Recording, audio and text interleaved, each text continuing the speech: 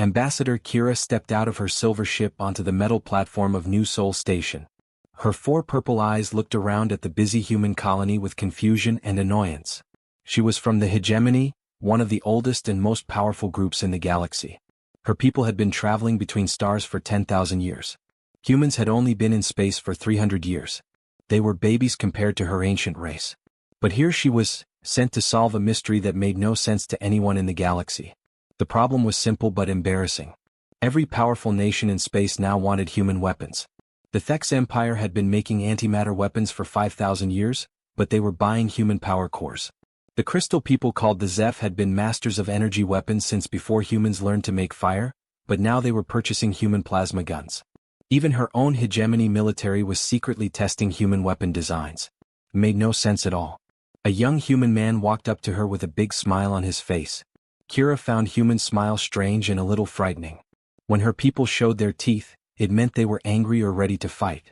"Welcome to New Sol, Ambassador Kira," the human said in perfect hegemony language. "I am Dr. Jinwoo Park. I will be your guide during your visit." Kira made a clicking sound with her mouth parts, which was how her people showed they were not impressed. "Dr. Park, I must tell you that I find this situation very strange. Your people just learned to fly between stars yesterday compared to the rest of us. How can you possibly make weapons better than civilizations that are thousands of years older?" Jinwoo's smile got even bigger. "That is exactly what we are here to show you, Ambassador." As they walked through the station, Kira watched the humans working. She saw things that made her even more confused. Human workers were carrying equipment that would need special trained experts in any civilized society. She watched human children playing with toys that had technology her own engineers would call amazing breakthroughs. Young humans, barely adults, were fixing complex machines that should have needed teams of specialists. "This is impossible," she said to herself, but loud enough for Jinwoo to hear. "What is impossible, Ambassador?" he asked. "Everything I see here. Your people handle advanced technology like it is nothing special. Your children play with devices that incorporate quantum mechanics. Your teenagers repair fusion reactors like they are simple toys." Jinwoo nodded as if this was perfectly normal. "Yes, we tend to make things user-friendly. What good is a weapon if only experts can use it?" Kira stopped walking. This was a completely foreign idea to her. In her society and in most advanced civilizations, complex technology required years of training to use safely. The more powerful something was, the more education and certification you needed to touch it. "But the safety protocols," she said. "The training requirements. The risk management systems." "Oh, we have all of that built into the weapons themselves," Jinwoo replied casually. "We design our tools so that even someone who has never seen them before can use them effectively. And safely, of course." They passed a group of human soldiers practicing with weapons that Kira recognized. Her military had been secretly testing those same rifle designs. She watched in amazement as the humans field-stripped the weapons, cleaned them, and put them back together in less than 2 minutes. Her people's equivalent weapons took trained technicians 30 minutes to disassemble properly. "How long does it take to train your soldiers to maintain those rifles?" she asked. "About an hour for basic maintenance," Jinwoo said. "Maybe a full day to learn advanced repairs." Kira felt dizzy. Her people's similar weapons required 6 months of training just for basic cleaning. They entered a large room filled with display cases showing weapons from different human time periods.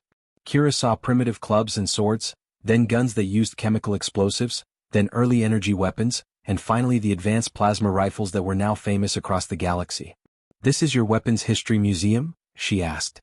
"Part of it," Jinwoo replied. "We think it is important to remember where we came from." Kira studied the displays more carefully.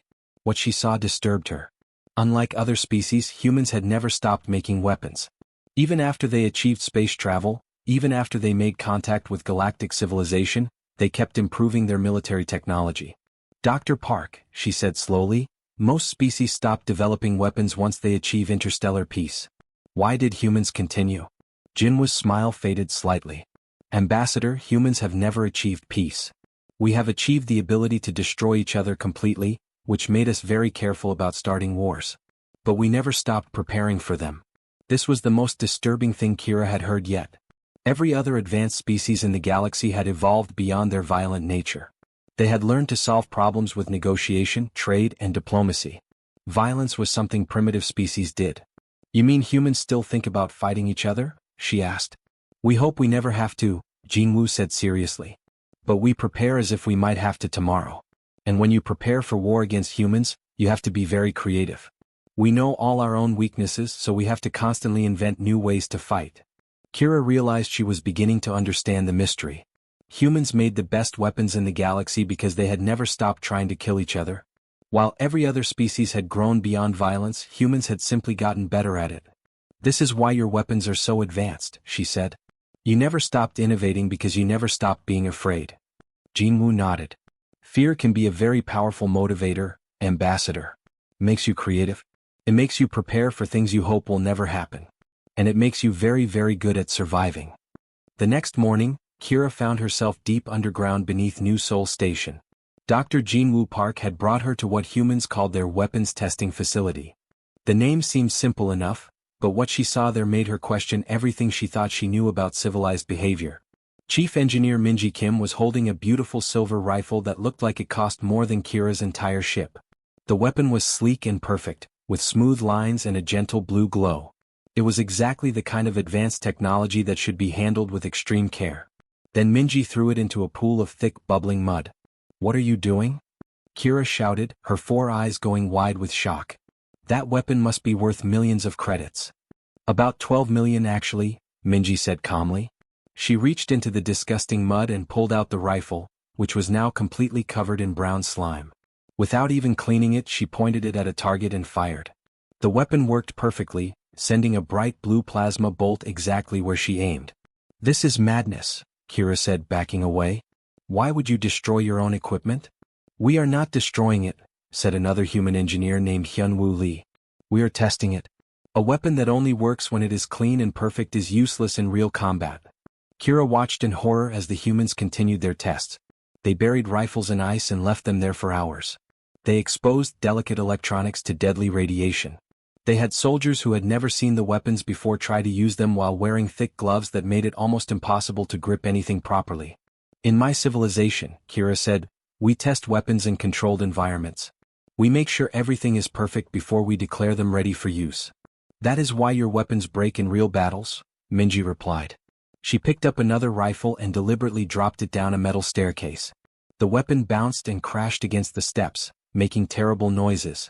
When it reached the bottom, she picked it up and fired it again. Perfect shot. But how can you afford to waste so much money on testing? Kira asked. How can you afford not to? Hyunwoo answered. What costs more, breaking a few rifles during testing, or having them break when your soldiers need them most? Kira had never thought about it this way. In her society, weapons were precious and expensive. They were treated like works of art. The idea of deliberately damaging them seemed insane. A young human soldier named Daeho entered the testing area. Minji handed him a weapon he had clearly never seen before, a complex plasma cannon that should have required months of training to operate safely. Figure out how to use this, Minji told him. You have 5 minutes. Kira was about to protest when she realized this was another test. She watched as Daeho examined the weapon. It had no instruction manual, no complicated control panels, no warning labels.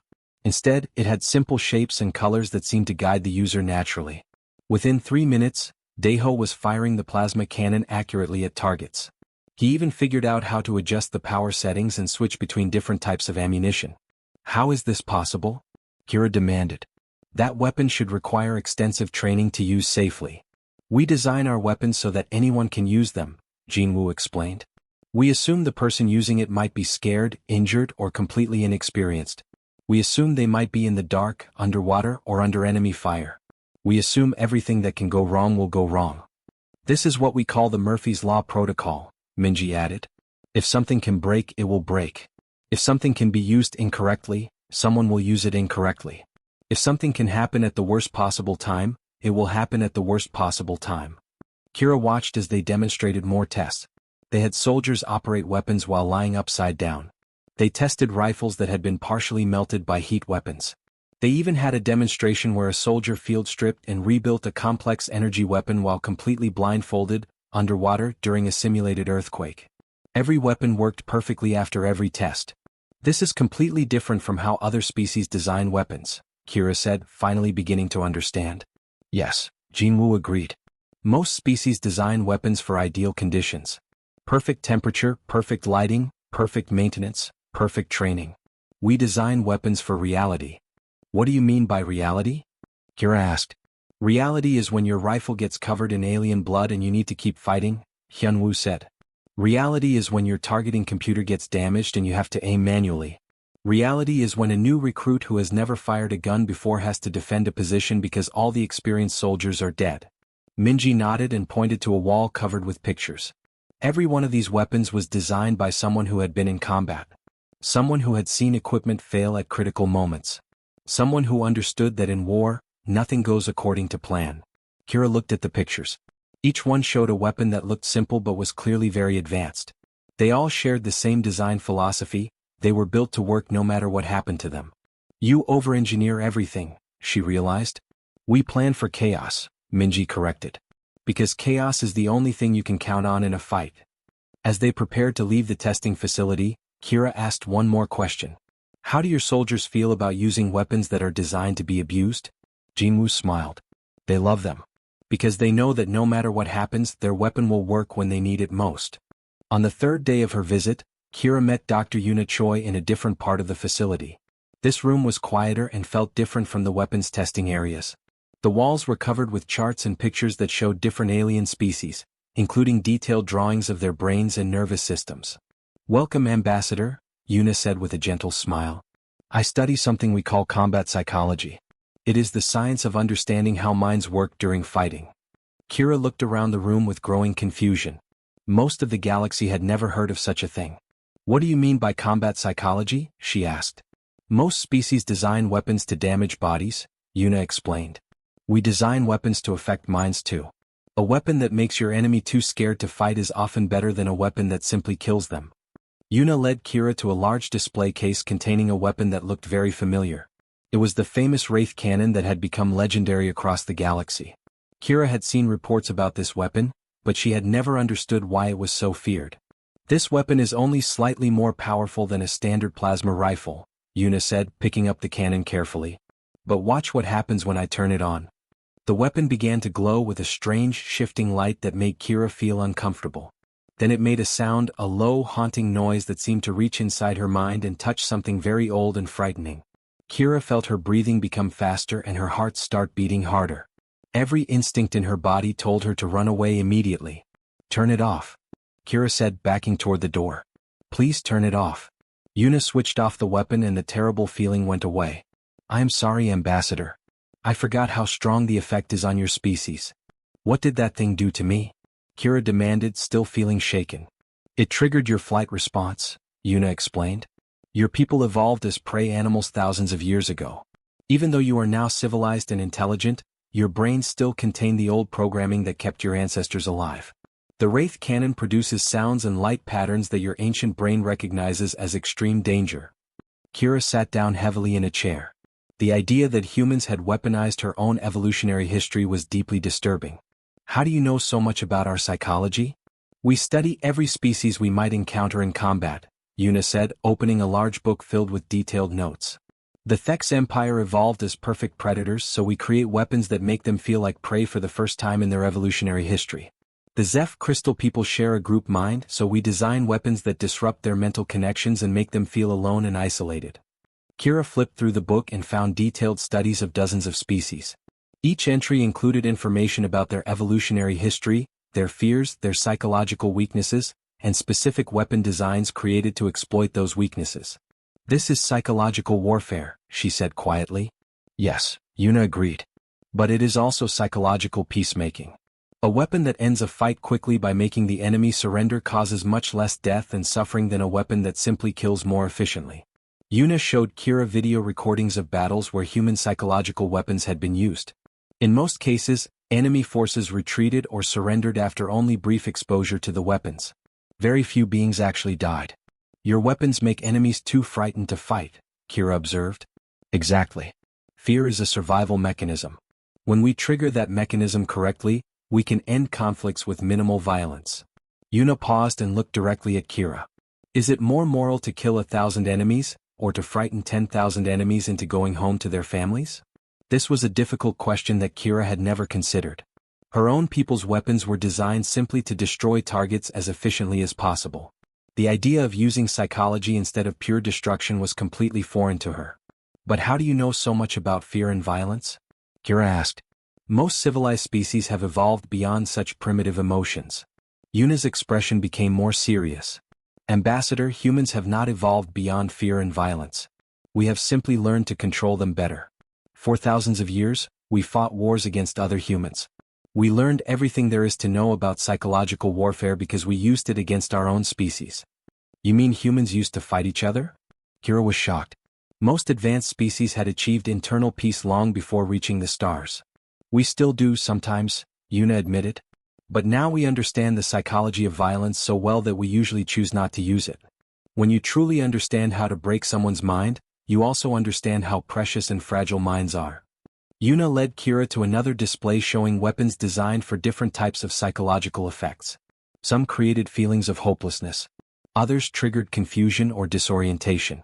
A few were designed to make enemies feel extremely homesick and want to return to their families. Each weapon is designed for a specific psychological result, Yuna explained. We do not want to cause permanent mental damage. We want to give beings a strong reason to stop fighting without actually hurting them. This is very different from conventional warfare, Kira said. Yes. Most species fight until one side is destroyed. We fight until one side decides to stop fighting. It is much more efficient and much less destructive. As they prepared to leave the psychology lab, Kira asked one final question. Dr. Choi, do these psychological weapons work on humans? Yuna smiled sadly. They work better on humans than on anyone else, Ambassador.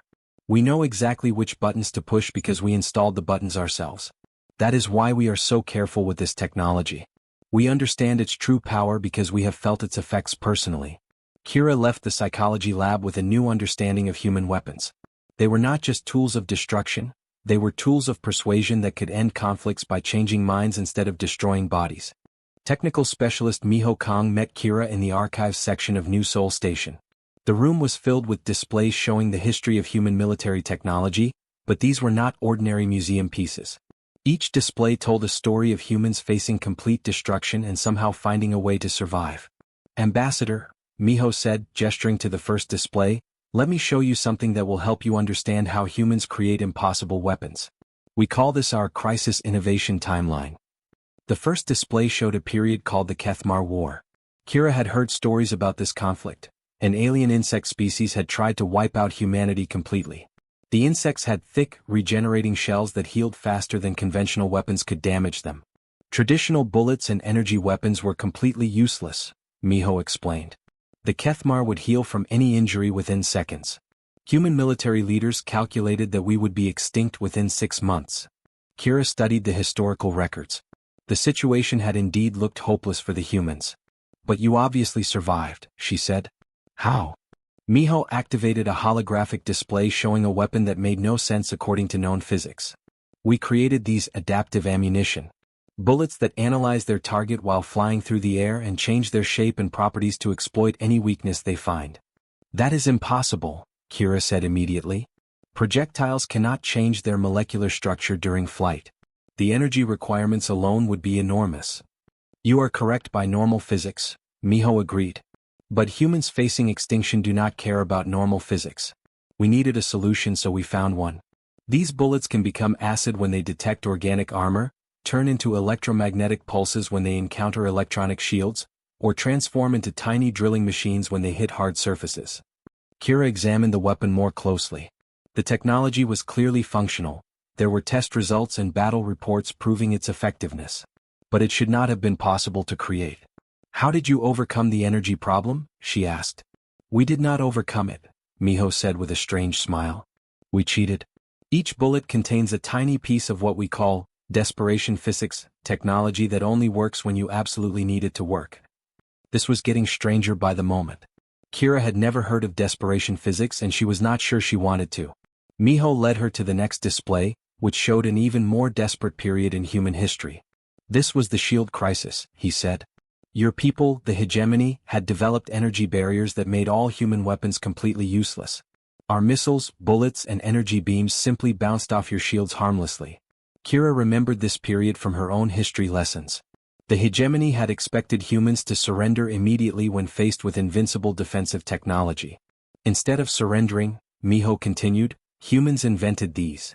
He showed her weapons that seemed to violate the basic laws of reality. Probability weapons.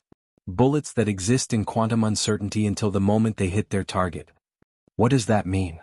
Kira asked, though she was not sure she wanted to know. It means the bullets do not technically exist while they are flying, Miho explained. They are just possibilities until they strike something. Since they do not exist, shields cannot stop them. The bullets only become real at the moment of impact. Kira felt dizzy. This was not just advanced technology, this was magic disguised as science. How is this possible? When humans are about to become extinct, we stop caring about what is possible, Miho said simply. We focus only on what is necessary. If reality will not cooperate with our survival, we change reality. The next display showed weapons developed during the Great Starvation, when humans were trapped on dying worlds with no resources. They had created matter converters that could turn anything into ammunition, dirt, air, even garbage could be transformed into deadly projectiles. Each crisis taught us something new, Miho said as they walked through the displays. The viral wars taught us to make weapons that could adapt and evolve. The time paradox conflict taught us to create weapons that could hit targets in the past or future. The reality storm crisis taught us to build weapons that work even when the laws of physics change. Kira stopped walking and stared at him.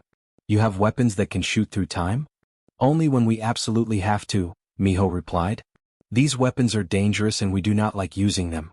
But when your species is about to disappear forever, you use whatever tools you can create. This pattern, Kira said, looking back at all the displays, humans only create these impossible weapons when facing extinction. Exactly, Miho nodded. We call it the desperation engine. The closer humans get to complete destruction, the more creative we become. Fear of death makes us think of solutions that would never occur to comfortable, safe civilizations. But how do you actually build these impossible weapons? Kira asked. Miho smiled mysteriously. Ambassador, when your children are about to die, when your planet is about to be destroyed, when your entire species faces extinction, you discover that impossible is just another word for difficult. Humans do not accept extinction quietly. We fight against it with everything we have, including technologies that should not exist. Kira looked around the room at dozens of weapons that defied logic and physics. Each one had been created during humanity's darkest hours, when survival seemed impossible. Your people weaponized desperation itself, she said quietly. We weaponized the refusal to give up, Miho corrected. And there has always been something trying to kill us, so we have had many opportunities to practice. Ambassador Kira stood in the communication center of New Seoul Station, preparing to deliver the most difficult report of her career. The holographic faces of the Hegemony Council appeared before her, waiting to hear the solution to the galaxy's greatest mystery. Behind her stood Dr. Jean-Woo Park, who had been given permission to witness this historic moment. Honored council members, Kira began, her voice steady despite her inner turmoil, I have completed my investigation into human weapons superiority. What I discovered will disturb many of you, but it cannot be ignored or denied. The elderly council leader leaned forward in his chair. Explain, Ambassador. How do these primitive humans create weapons that surpass our ancient technologies? Kira took a deep breath. The answer is simple but uncomfortable. Humans create the galaxy's most advanced weapons because they never stopped preparing for war. Not just war against alien species but war against each other. A murmur of shock rippled through the council chamber. War between members of the same species was considered the mark of a primitive, uncivilized race. While our civilizations evolved beyond violence and learned to solve conflicts through diplomacy and reason, Kira continued, humans achieved peace through the perfection of violence. They became so good at destroying each other that they became afraid to try. Council member Vexthera interrupted angrily. That is barbaric. Civilized beings do not threaten their own kind. No, Kira agreed, civilized beings like us forgot how to fight effectively. Humans remember because they must. They live in a state of what they call armed peace. They are capable of incredible destruction, but they choose not to use that capability. She activated a holographic display showing human military facilities. Every human colony, every human world, every human space station is prepared for war.